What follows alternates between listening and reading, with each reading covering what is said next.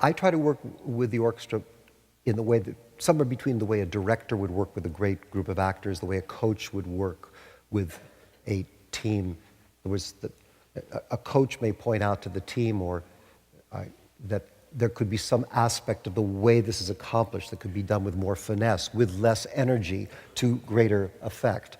Or a director will talk with an actor about what the speech is about, and where perhaps there is a turning point in the speech, a key moment where emotionally something may move from one thing to another.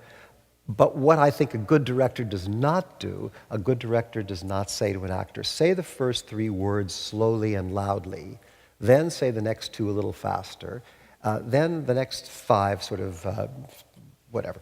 Because the whole point of it is that the actor must become the character believably, in the same way that the musicians in the orchestra must be able to play this music of whatever composer, of whatever repertoire, in a way that is believable, that you understand what the message of the composer is, but at the same time that you understand the ardency that is coming from the life experience of those live musicians who actually are alive and who are recognizing in these pieces their own lives and vice versa, and therefore able to make it comprehensible and meaningful and through the generosity of their spirits and what they share with the audience. I feel secure enough to stand in front of them and to not only tell them what to do, but actually ask them to do certain things, but also to accept certain things, or encourage them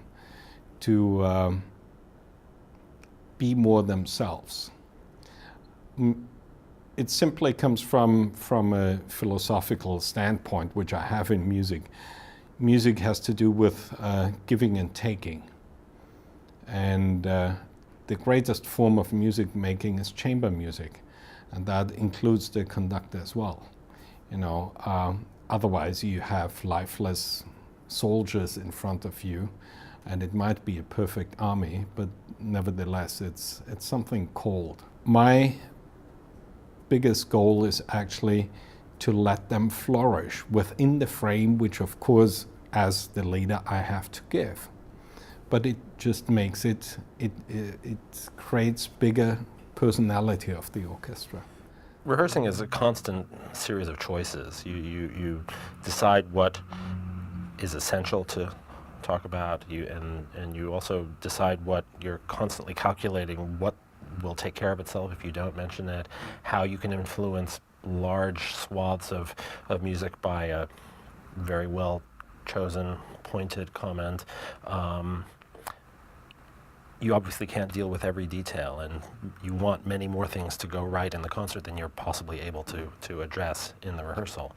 So it's a technique, and it's a question of trust also. And the better you know an orchestra, the more you can anticipate what is going to happen of its own accord. Sometimes nailing down less specifically what has to happen causes greater precision.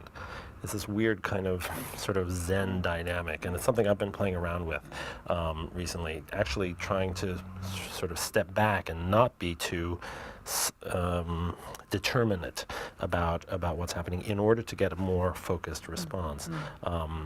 It's sort of like creating a vacuum that the musicians have to sort of fill up with their own initiative and impulse. We learn all the time by playing with the different orchestras. There are some great musicians in these orchestras, and they do some fantastic things. Then, sometimes you wake up and say, "Oh my, it's not what I want, but it's so beautiful." You let it go and you absorb whatever you can absorb from them.